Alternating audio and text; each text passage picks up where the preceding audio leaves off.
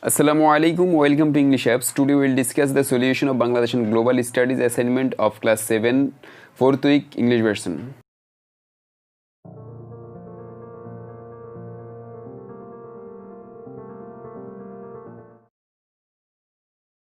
Firstly, we will discuss the syllabus of our assignment. You can see on the screen that you have been given assignment on chapter 5 and chapter 6. Chapter 5 is on Bangladesh and citizen of Bangladesh. Chapter 6 Election System of Bangladesh, Lesson 3 Election Commission and Constituency and Code of Conduct for Election. There are two questions on this topic on this chapter. Answer the following questions. First question is make and present a work plan about your duties and responsibilities for being a citizen. Second question is describe the code of conduct for election which is maintained during election in your area. These two questions have been given in our assignment, so we'll try to answer these two questions according to textbook.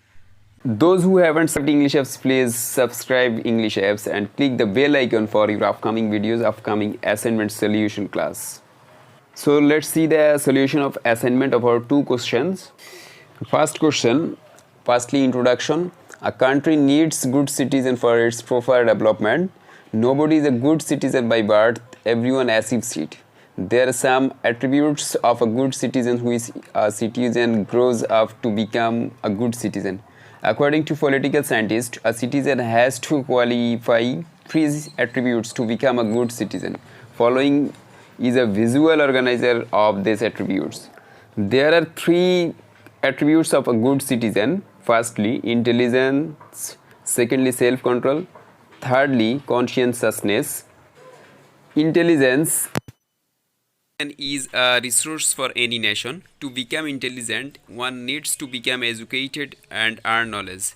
Therefore, the citizen needs to be rightly educated with necessary education. An intelligent citizenry can play its role in important activities of a country such as electing suitable representative, administer the country with skill and contribute to the development and success of the country. Parents should educate their children properly. The government is responsible to ensure the arrangements for proper education. Second attribute is self-control. A good citizen must have self-control. The attribute keeps them away from dishonest activities such as corruption, nepotism, selfishness, partiality, etc. It is an inspiration to obey the rules and work for the society, so it's not possible to become a good citizen without this attribute. A good citizen always abides by the rules, respects the opinions of others, and considers the good of the country as their own. They abstain from injustice and partisanship and work for the betterment of the country. This helps building a better state. The third attribute is conscientiousness. The characteristics means the sense of good and bad and the sense of duty. A citizen with an intelligence and self-control has to realize the merit of anything before doing that. If it's wrong, they must avoid it, and if it's right, they will do it. Again, they have to employ their own conscience to get the correct decision when they are required to solve some special or national problem. Conscience is the ever awake spirit of a good citizen. Therefore, a good citizen will bear this attribute and inspire others to bear it. Apart from the above, a good citizen is also required to have some other attributes. They will be aware of their country and its administration, will have the mentality to protest any injustice, avoid by laws, and will be confident and dedicated. They will always put the country ahead of everything. Conclusion. So far we have learned the attributes of a good citizen who is resource of a country. A tree cannot grow without proper fertilizer, soil and care. Similarly, a country cannot run properly when its citizens don't have these qualities. So the future citizens must attain all these qualities. Then only we can establish our favorite motherland as a developed and rich country in the world. This is the solution or answer of this first question. Hopefully you can understand well and you can write down according to your textbook. I have tried to write your answer from the textbook because you know that from the board we have been given instruction. That means you have been given instruction to write down the answer according to main book, that means textbook. So we have written your answer according to your textbook. Hopefully you can understand well. Second question is about code of conduct for election. So you can see on the screen that code of conduct for election. One of the important tasks of the election commission is to prepare a code of conduct for election. It is done with a view to smooth conduct for election. For normal and peaceful environment is a prerequisite for free and fair election. With this aim in view, Election Commission prepares a list of principles of how the people of the constituency would behave. This is the code of conduct.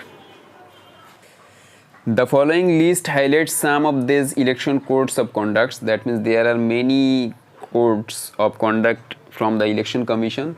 Some of the codes of conduct are below. Firstly, no procession or rally is permitted when submitting the nomination paper. That means in the time of submitting of nomination paper, there is no procession or there is no rally. Second, writing on the wall or streaking posters on the wall is not allowed. There is no permission to write down on the wall or streaking posters on the wall. Thirdly, meetings cannot be held on the streets and roads. That means there is no meeting on the street or road. Fourthly, posters can be hung on cords and placards can be used. Then no gates and lighting for publicity are permitted. Then sixth nung, motorcycles or any other vehicle is not permitted to rally. That means no rally on motorcycles or any other vehicle is not permitted. Seventh and finally, voters cannot be gifted with anything and served with tea or drinks in the camps. That means we can see at the time of election that there are many systems where voters are gifted or voters are gifted with money or voters are gifted with drinks, tea, etc. So this is not suitable permitted from Election Commission, and this is not the code of conduct from Election Commission. These are the about 7th code of conducts from Election Commission in the time of election. Hopefully if this code of conducts can abide by, the election would be fair and free election. Hopefully you can understand this answer of these two questions I have written from your textbook. Hopefully you can understand well. And finally I am telling to you that those who haven't subscribed English Apps, please subscribe English Apps and click the bell icon for your upcoming assignment videos, both Bangla version and English version. Thank you very much.